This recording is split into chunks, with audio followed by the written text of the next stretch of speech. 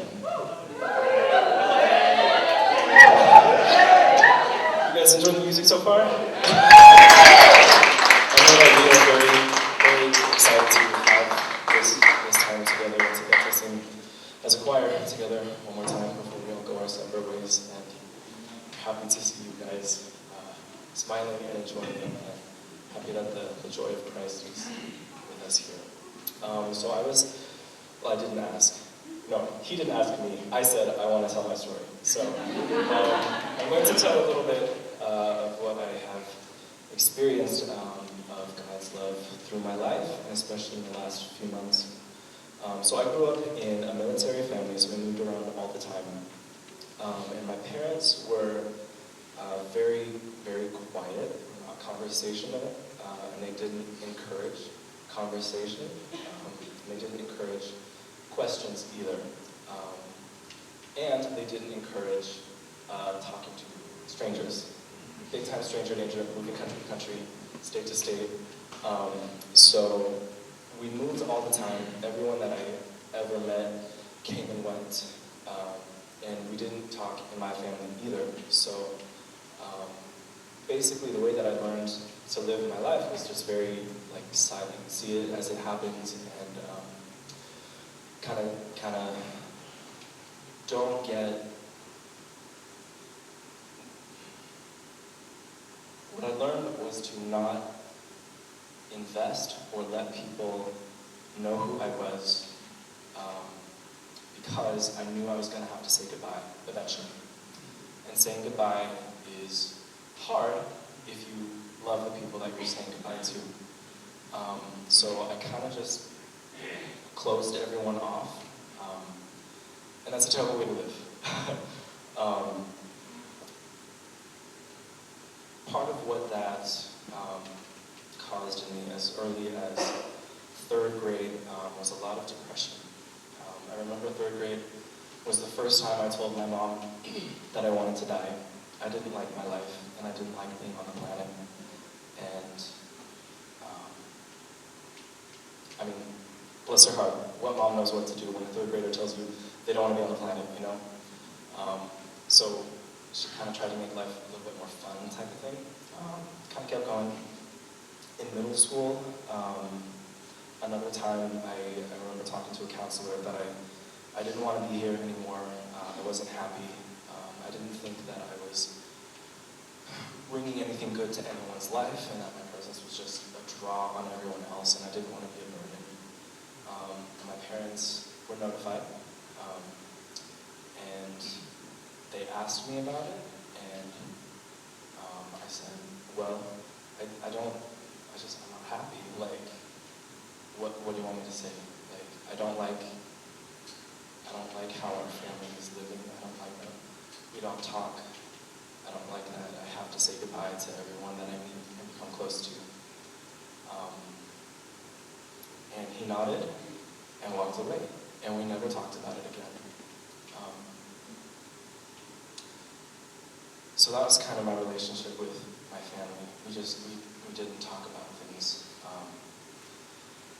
And that kind of fermented, I guess, as time goes on, and if you don't resolve things, they just get stronger and harder and harder. And the walls get higher and thicker. And I feel like I did a pretty good job distracting myself until I was 24, which I'm 24 right now. But that's important because 3.5 months ago was the first time I actually attempted suicide. I was ready to leave.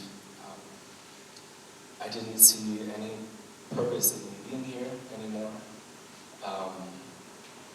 Though so many people have expressed love to me and welcome, I didn't believe that.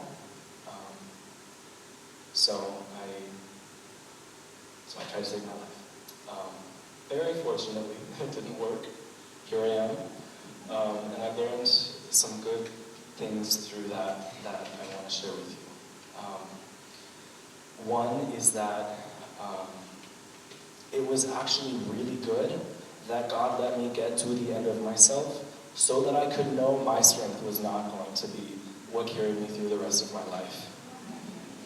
There was nothing I could do, and I didn't know that he was going to, but he kept me so that he could show me that with my new life, that he was going to get me through. Another thing I learned is that people are great. Relationships are awesome, and they're so worth it. And God puts the right people in your life when you need them. And I would like to point some of them out because some of them are here. Michaelito, right in the front playing drums, is one of my roommates. Cedric, up there, raise your hand, raise your hand. Raise your hand so we can see you. Is my roommate as well. Hunter, you're like the older brother I never had. These are the guys that found me on the bathroom floor, total mess, on my way out, and visited me in the psych ward and were the hands and feet of Christ to me.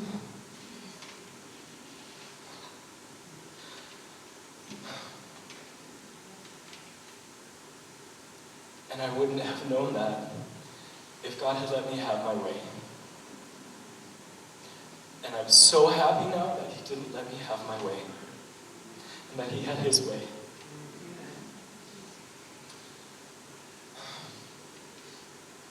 Share a verse.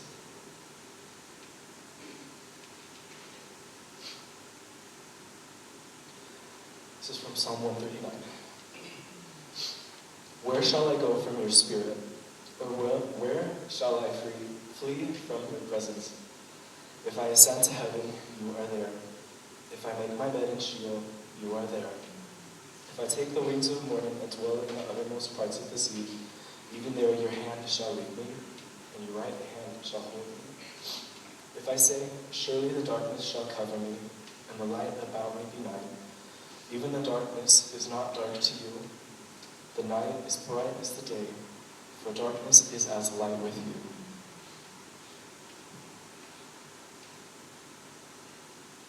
I really want to encourage you all with the fact that if you don't feel God, if you feel like you've gone so many places, if you've run away from every opportunity you think that you've had, God isn't done with you yet. He will pursue you. And life is so good, and it's such a gift, and it's so beautiful. And if you can't see that now, I hope that you can eventually. This next song that Hannah is going to sing